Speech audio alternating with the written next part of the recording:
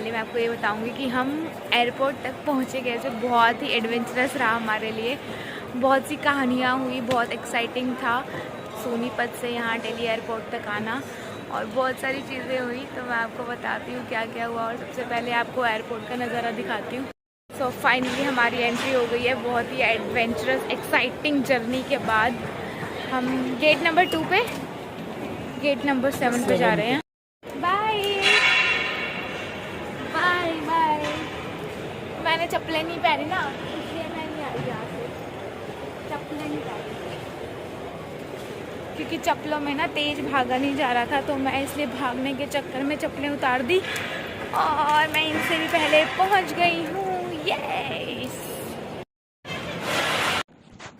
सो हमारी जो फ़्लाइट थी वो हमारी 9:45 की फ़्लाइट थी, और हम 6:45 पर सोनीपत में ही थे, क्योंकि हम लोग शादी की चक्कर में निकल ही नहीं पाए और बहुत लेट हो गए। पहले कुछ भूले, फिर वापस आए, फ़ोन ही भूल गए अपना, फिर वापस आए, उस चक्कर में बहुत लेट हो गया और नींद बहुत आ रही थी। रास्ते में पैकिंग की फटाफट से, और फाइनली हम मतलब अपने कज़न के साथ यहाँ एयरपोर्ट तक आए, और फिर हम टर्मिनल 3 पर उतरे।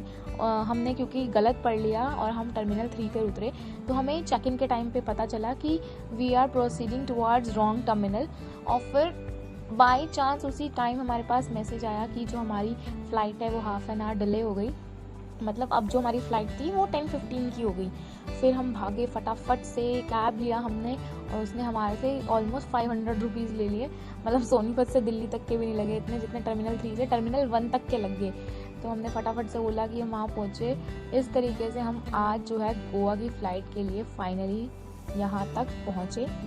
इतना तो हमारा पेट्रोल वहाँ तक का भी नहीं लगा जो कि यहाँ तक का लग गया। सो बहुत एक्साइटिंग था, लेट हो गए ऊपर से, और चप्पलें उतार के भागे, कैसे कैसे भागे हैं बस।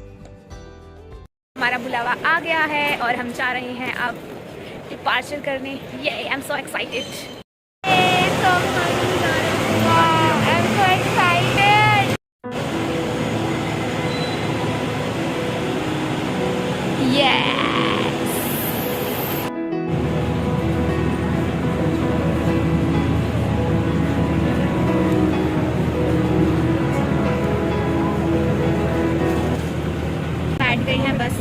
वैक्सीनेशन सर्टिफिकेट तो किसने चेक नहीं किया? हम बैठ गए हैं बस में, और अब ये सवारी जा रही है फ्लाइट की तरफ। एक्साइटेड हो? बहुत एक्साइटेड हूँ, बहुत मज़ा आ रहा है। पहली बार जा रही हूँ इसके बाद। पहली बार फ्लाइट में बैठ के ना, इसलिए एक्साइटेड है। दूसरी बार बैठ इंडिगो में गई।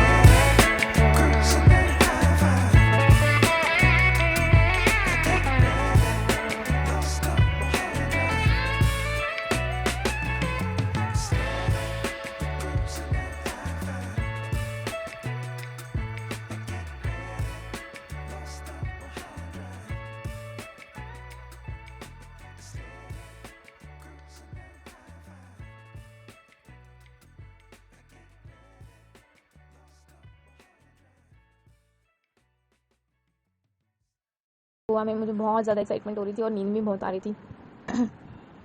गोवा पहुंच के हम लोगों को मतलब हमें कोई आइडिया नहीं था हमने कहाँ जाना है, कैसे जाना है, और हमें कुछ नहीं पता था घूमने का क्या है क्या नहीं। तो धीरे धीरे हमने क्या किया, डिस्कवर किया पहले तो। लेकिन हमें एक बहुत अच्छा फ्रेंड मिल गया, मेरे हस्बैंड का एक फ्रेंड, सौरभ है उसका नाम। उसने बहुत हेल्प की हमारी। हमें एयरपोर्ट पे 1-1:30 बजे वो लेने आया, ठीक है, लेने आया। और फिर वो अपनी कैब में हमें होटल तक छोड़ने गया। और फिर मतलब वो हमारे लिए खाने का लाइक सैंडविच बर्गर वगैरह लेकर आया। काफ़ी हेल्प किया उसने, मतलब ड्रॉप किया। और रास्ते में भी बताया कि ये पंजिम है, ये साउथ गोवा है, ये नॉर्थ गोवा है, और आपको कल का दिन कैसे कैसे जाना है, कहाँ कहाँ जाना है, वो सब भी उसने बताया। बहुत ज़्यादा हेल्प की उसने। मतलब 1 बजे वो एयरपोर्ट लेने आया, 3 बजे हम अपने होटल पहुँचे और वो 5 बजे वापस अपने घर पहुँचा। तो उसके लिए भी बहुत ज़्यादा हेक्टिक था, लेकिन येस वो बहुत ही हेल्पफुल था हमारे लिए। तो thank you to him and his friend, कि वो दो लोग थे, बहुत ही हेल्प किया उन दोनों ने।